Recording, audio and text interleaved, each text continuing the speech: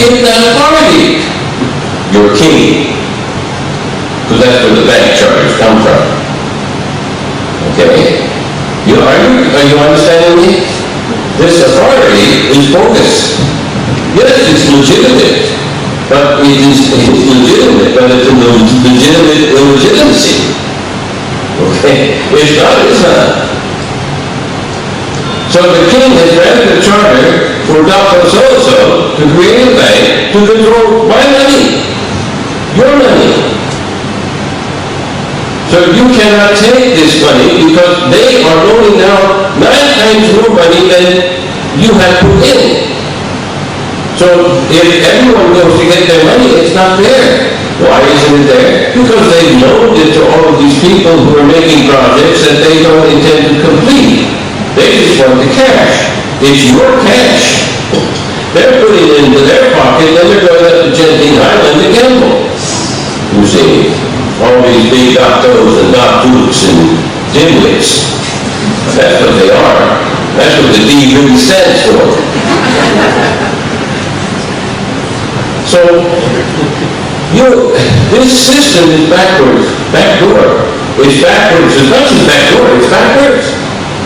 We're rolling out the red carpet for people who are thieving from you, stealing from you, on a moment-to-moment basis.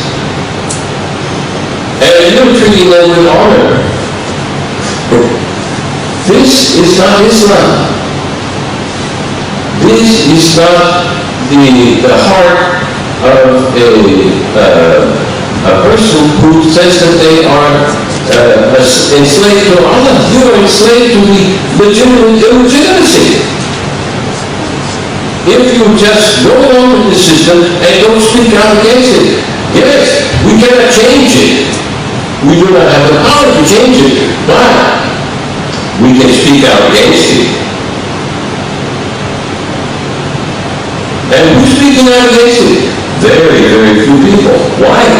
Because they are afraid. They're afraid of that Crusader sword. That's what they're afraid of. They're afraid of the ISA. They're afraid of all of these things. And that's why these bankers can get away with it. And they can build their mansion here, another one there, another one there. And so-and-so can steal 600 million and then get the more tax dollars to pay for it, and then go and write a letter to the Prime Minister of Israel and get more money. Because his own people have spent all the money that they stole from their own people. They need to keep the fundamentalists who are going to speak against their wickedness. They need to keep them under control. Under control how? Under the control of the Crusader sword. Because in that letter, you see, it said also, you have unlimited access to our military bases if you give us the money. Did you catch that? Maybe you didn't. You see, all of this is part of the backdoor Riva system. It's very, very wicked. It's a height of hypocrisy. And for people to be in that position, and then to take the position, this is an Islamic nation. Yeah, please. Who are they trying to fool God? But they haven't fooled me. They haven't fooled this man. And maybe for a time they fooled some of you.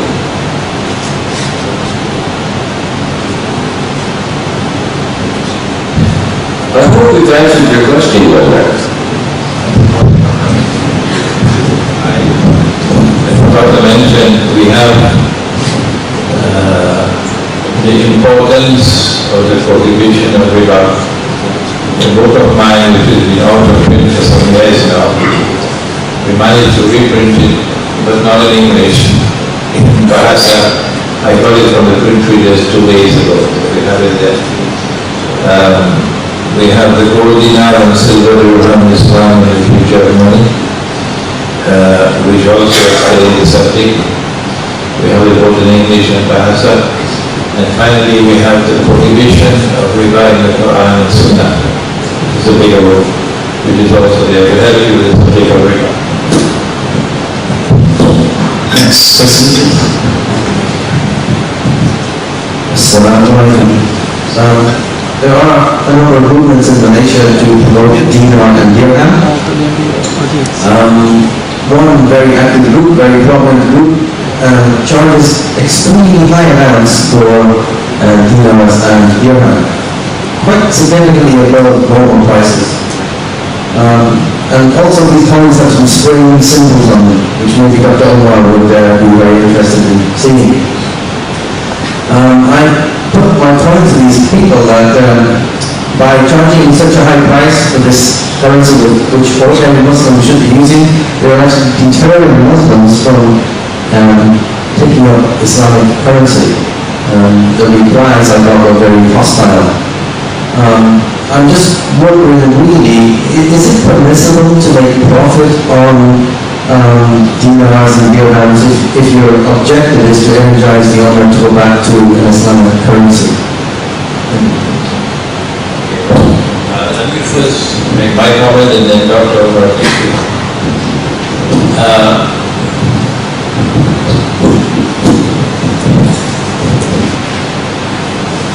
Islam gives to the world a free and a fair market.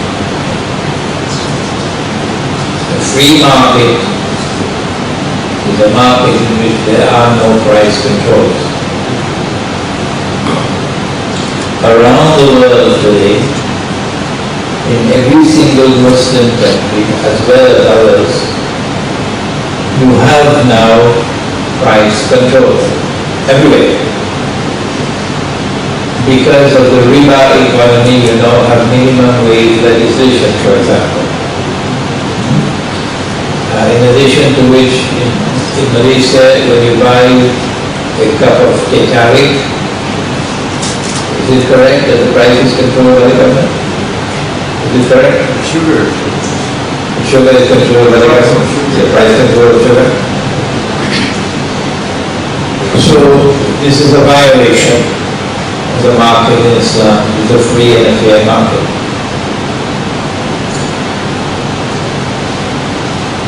Nowhere in the world today does a free and a fair market exist. Nowhere in the world.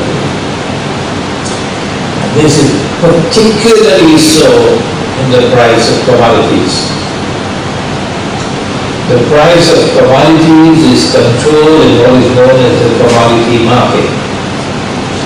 And the commodity markets are always located in England,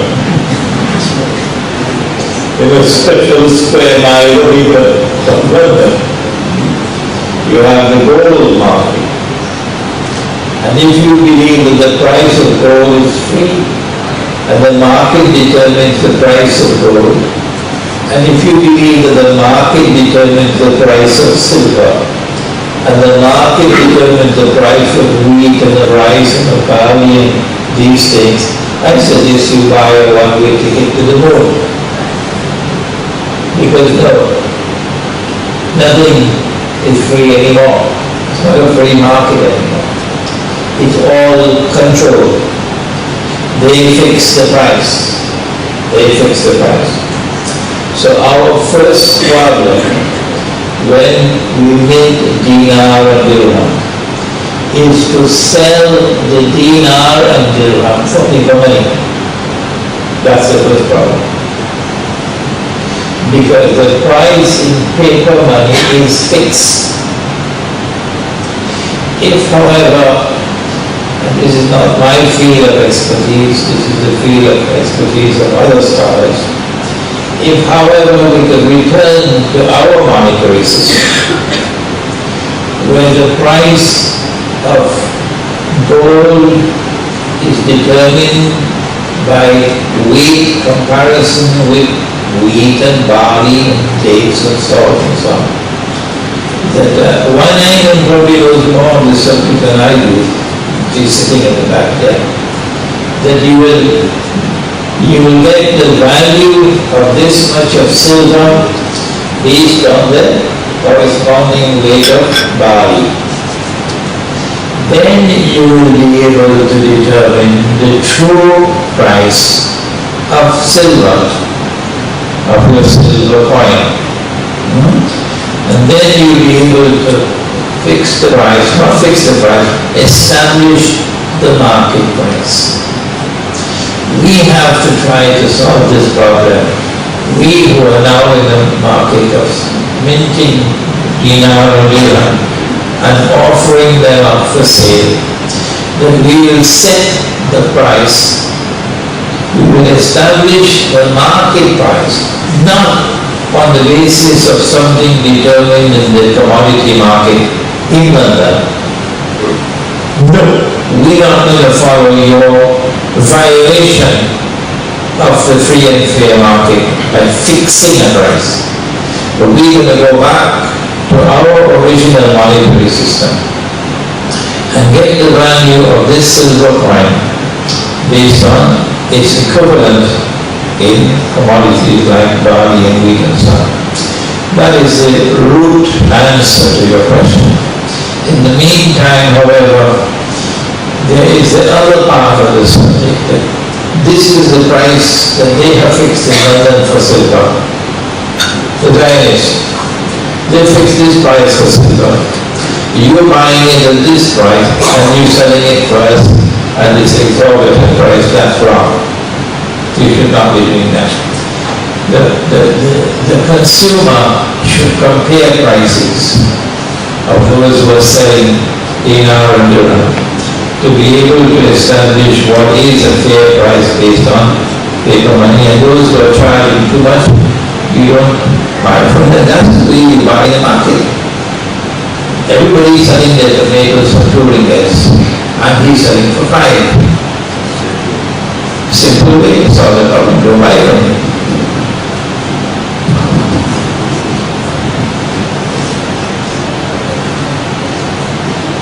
This is a complicated issue, right?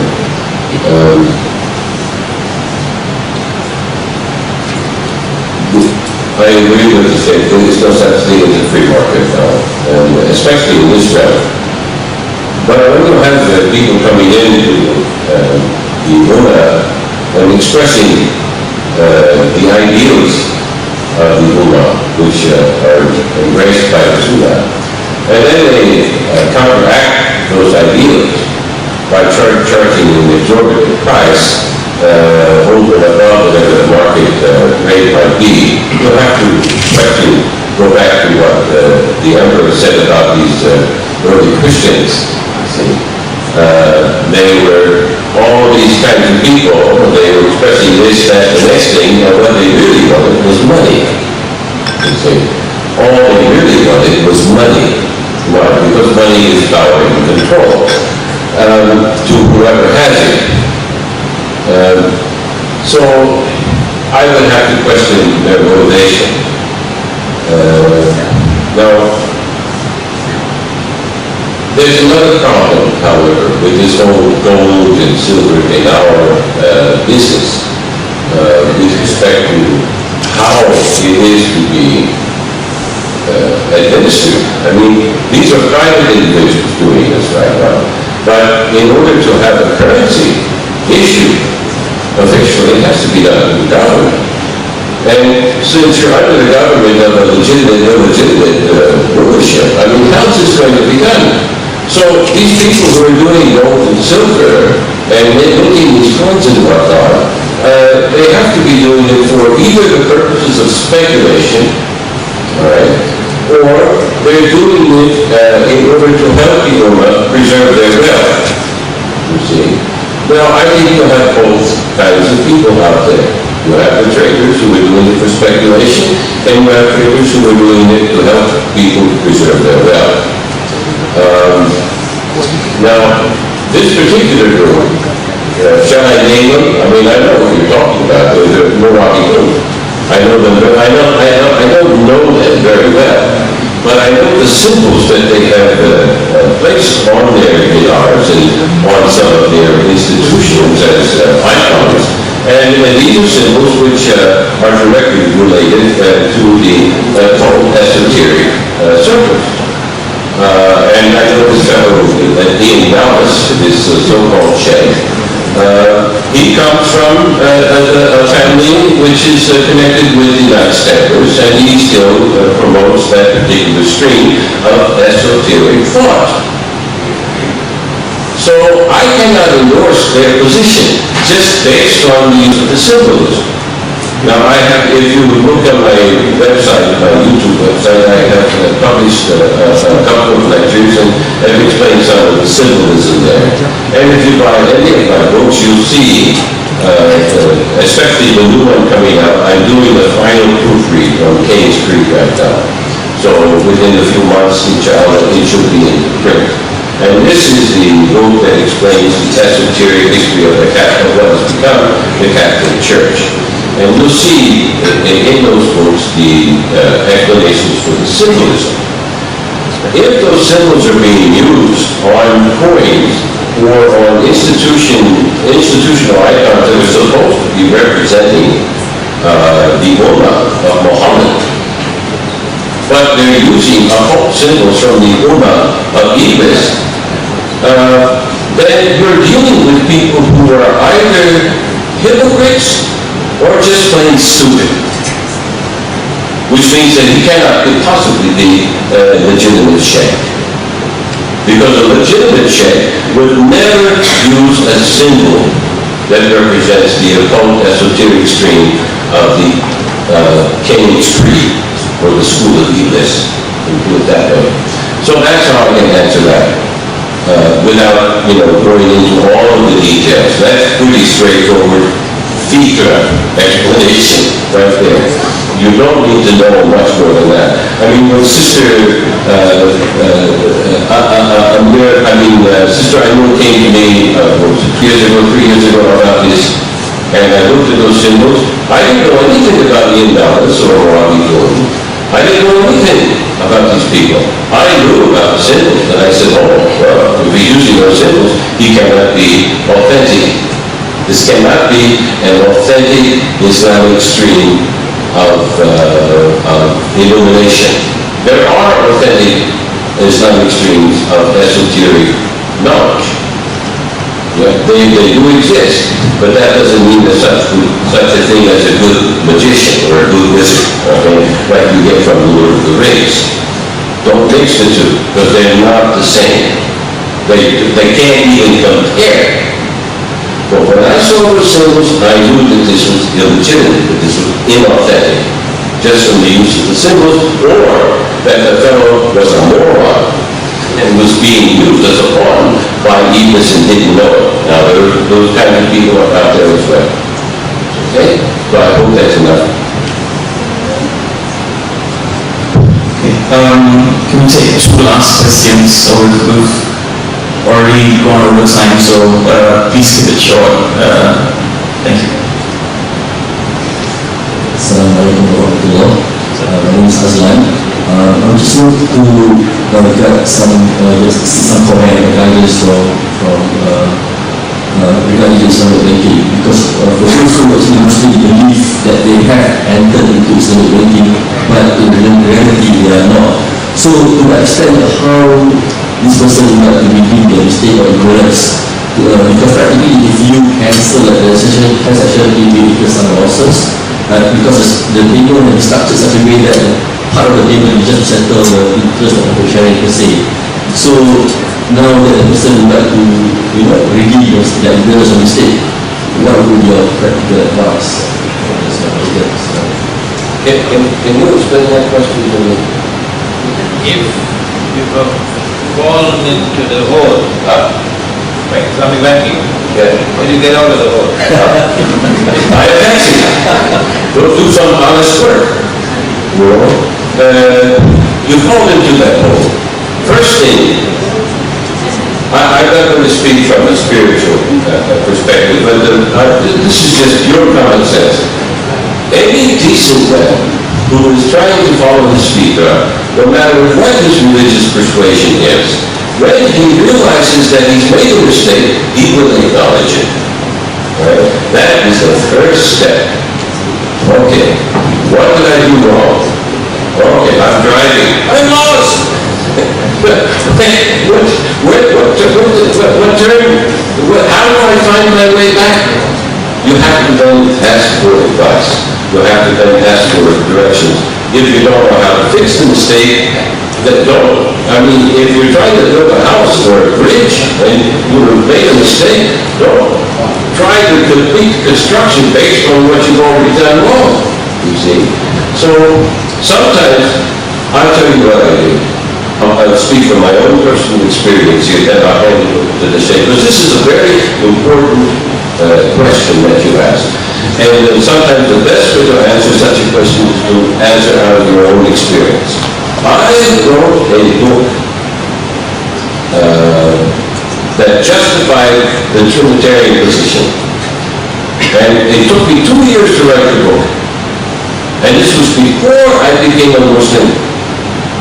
And before they threw me out of the Christian church for teaching the truth. I was still trying to justify this doctrine. That's how strong I was fighting my own vita. I'm 50 years old and I'm still trying to justify this thing that I was taught when I was this high. And I finally thought I justified it, and I did 300 pages and argument like a jurist, like a legal argument, okay? I became a real Romanist, canon law doing it, you know? And then I became a Muslim. You know what that book is? I don't know. It's gone. I got rid of it. I was just about ready to have it printed, and I